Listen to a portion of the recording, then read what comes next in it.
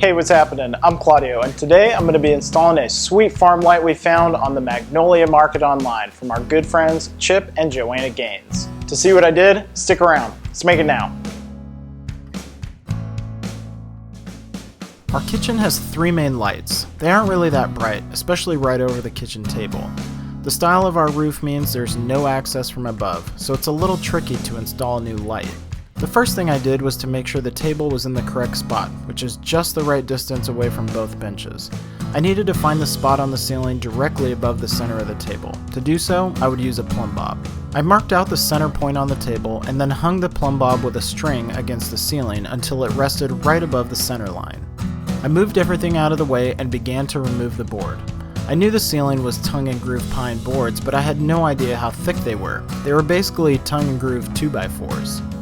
Using the oscillating saw, I cut up through both ends. I thought I would be able to pry the board out after cutting along just one of the lengths, but since they were so thick, it took cutting all the four sides to get them out. I only had two boards to remove since I just needed to get a cable to the closest wall. Once the long board was out, I did the same thing with the short one. The easiest way I could think of to run Romex wire to the wall was to cut a dado in the two boards. I swapped my normal blade for a dado stack and cut right down the middle of both boards. This is what they look like. As you can see, there is plenty of room to run a cable through the dados. I went to the drill press and bored out a hole right where I had made the mark with the plumb bob earlier. My plan was to just knock out the extra wood sitting above this beam, but there was a nail holding it all together. I grabbed a drill bit and put a hole right through it. I also put a hole in the board sitting above the top plate of the wall. So that I would have enough space to work, I opened up the drywall using a razor knife and drywall saw. I grabbed the drill and made another hole to intersect the one I had already made. I removed the cover and both switches to gain access to the box. I'm no electrician, but I can usually figure things out eventually. This time, I was completely stumped. I had to combine two three-way switches into one, making all three of the main lights work together instead of on different switches. That would free up a switch for this new light to stand alone. After quite a lot of trial and error, I decided to call an electrician for help. In the meantime, I could wire up the new light and just leave it ready for the electrician to tie in. I ran the 14-2 Romex wire down into the wall and through one stud. I also had to cut another access hole in the drywall to drill through the fire break. I eventually fed the wire all the way to the box and cut it to length at the ceiling. I grabbed the boards I had cut out earlier and put them back up, making sure the Romex was tucked in the dado. I shot in a bunch of 1.5" brad nails at an angle to secure them in place.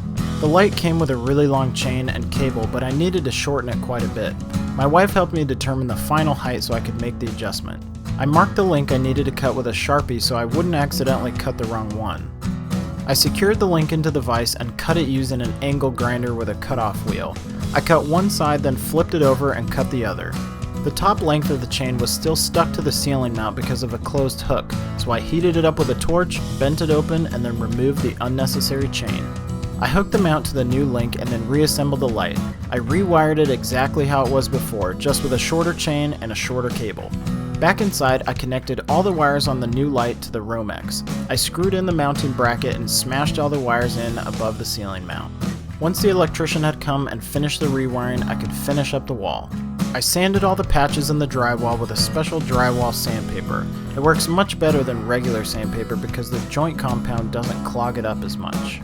I applied a good amount of wall texture spray and then let it set for about 5 minutes before knocking it down with a taping knife. Once it had dried, I applied a couple coats of the matching paint to hide everything. I installed the switch plate cover and this project was done.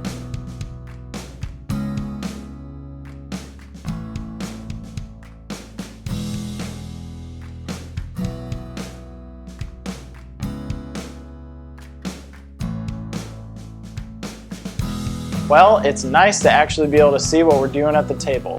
It might sound like an exaggeration, but the light really does make a huge difference while we're eating food or playing board games. I am a little bummed I wasn't able to figure out the electrical on my own, but hey, I had a professional come and show me how to do it the right way, and next time I bet I could do it on my own. I think that's the best way to learn a new skill. Don't be too scared or proud to ask someone for help. I hope you were able to get something useful out of this video. If you like the project, let me know by leaving me a comment and subscribing to my YouTube channel. You can see what I'm working on next by following me on social media at Make It Now channel, and you can see all my past projects on my website at makeitnow.tv. Thanks for watching, and I'll see you next time.